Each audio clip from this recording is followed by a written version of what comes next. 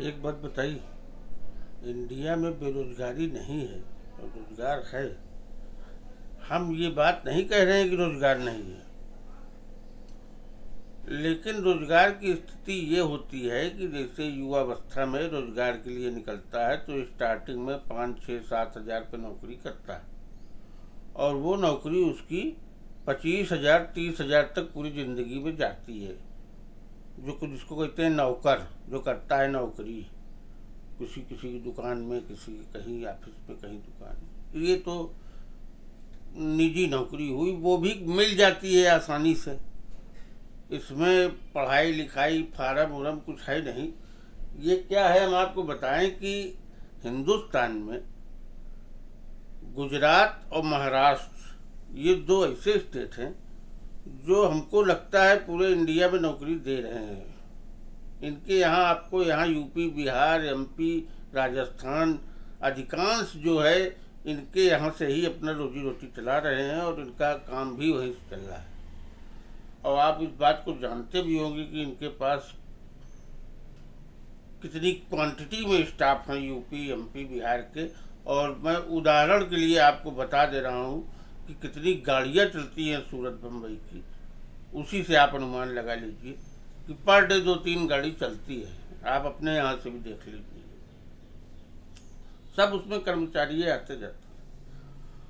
तो ये कह रहा हूँ कि ये नौकरी तो ठीक है, नौकरी वो लोग देते हैं, नौकरी हम लोग करते हैं, लेकिन उनकी इनकम भी हमारे यहाँ से ही जाती है, चाहे हम वहाँ रह के नौकरी करें और चाहे हम यहाँ रह के नौकरी। मान लीजिए कोई आदमी सेल्समैन की नौकरी करता है किसी कंपनी में, या वो बुकिंग की नौकरी करता है किसी कंपनी में कि वो घूम घूम के कंपनी के लिए ऑर्डर बुक करने का काम करता है, तो ऐसा व्यक्ति 15 से 25 हज़ार में इस समय होगा मेरे अनुमान से, क्योंकि मैंने लास्ट 1 साल पहले छोड़ा है तो मुझको 23 हज़ार रुपया मिल रहा था। 14 साल काम करके किया था मैंने। ऐसा ही रेंज में होगा, 23 हज़ार जगह 25-30 होगा, ज़्यादा तेज लड़का होगा। तो ये कहने का मतलब है ये नौकरी ठीक है, लेकिन वो किस ग्रेड पे है ये क्लियर नहीं है। पैसा यूपी से ही जा रहा है, कोई नौकरी दे रहा है तो एहसान नहीं कर रहा है, उसको ज़रूरत है आदमी की, आदमी रख रहा है और उसको पैसा भी दे रहा है, लेकिन उसकी इनकम का स्रोत यूपी, एमपी, बिहार है। क्योंकि सड़िया जो गुजरात के माल है, ये जो प्रोडक्ट है बम्बई के, शूटिंग इधर ही ज़्यादा बिकते हैं, उनका मेन इनकम का एरिया यही। मैंने दोनों काम मेरा है, सेवा भी और रुपया आर्थिक सहायता भी। ऐसा भी नहीं कि वहाँ के लोगों को हम लोग रोजगार नहीं देते। अब समझ लीजिए, अब अभी गुजराती भैया को तो हम लोग सीट दिए हैं यहाँ इतनी बड़ी यूपी में, ऐसा नहीं है, लेकिन यहाँ के अधिकांश बेरोजगारों को ये लोग संभाले हैं यूपी गुजरात वाले। लेकिन अब इसमें एक पॉइंट हमें और पूछना है कि जब कोई आदमी 10-15 हज़ार रुपये में नौकरी कर रहा है और 10-15 साल नौकरी करने के बाद उसके शरीर की सारी मशीन बेकार हो गई, पुरानी हो गई, 2-4-10 लाख रुपया इकट्ठो करे है, तो जब वो नौकरी छोड़त है तो तब ओका बर्बादी आ जाती, शरीरों कमजोर हो जाती और पैसों कहीं से नहीं मिलता है। और जो 2-4-10 लाख रुपये रखे हैं वहीं से ओका खाना, वही आम तौर पर दिमागी विकास की वजह से वो अपना पैसा कहीं गंवा के बैठ जाते, छोटा मोटा व्यापार करके। हमारे साथ के बहुत से लड़के इसे जनरल मर्चेंट और छुटपुट काम कर रहे हैं, जो कि सेल्समैनी में नहीं ना, तो अधिकार नहीं है, इस तरह के लड़कों का अधिकार नहीं है। अधिकार से मतलब कंपनी उसको पैसा तो देती है, लेकिन उसको मानती है श्रमिक, और वो भी डेली वेजेस वाला। वो अपने हिसाब किताब में उसको कॉन्ट्रैक्ट बेस पे रखा हुआ कर्मचारी दिखाते हैं। अब आप चाहे उसको जैसे समझना हो समझ लीजिए, लेकिन दोनों पक्षों में कोई हस्ताक्षरित समझौता नहीं होता। फ़ोन से नौकरी मिल जाती है, अकाउंट में पैसा आने लगता है, ये काम सिलसिला चलता रहता है। किसी कंपनी ने 1000 बढ़ा के दिया, वो भाग गया, दूसरी कंपनी में घुस गया, तीसरी में घुस गया, कोई लगा है कमाई में 10 साल किया, 15 साल किया, 20 साल किया, इस तरह काम करते हैं लोग। और बहुत कई लाख लोग हैं, हर जिले में 100-200-300 लोग होंगे, क्योंकि एक एक होलसेलर के यहाँ 50-50 60-60 लड़के रहते हैं कंपनी के कपड़े के। इन लड़कों का भविष्य जो है बहुत खराब है। अभी तो ये मेहनत कर करके दे रहे हैं, अरे यार कोई 1 करोड़ रुपए का माल बेच के दे रहा है तो वही के सेठ तो तुमका 1 करोड़ रुपए पेमेंट कर रहा है।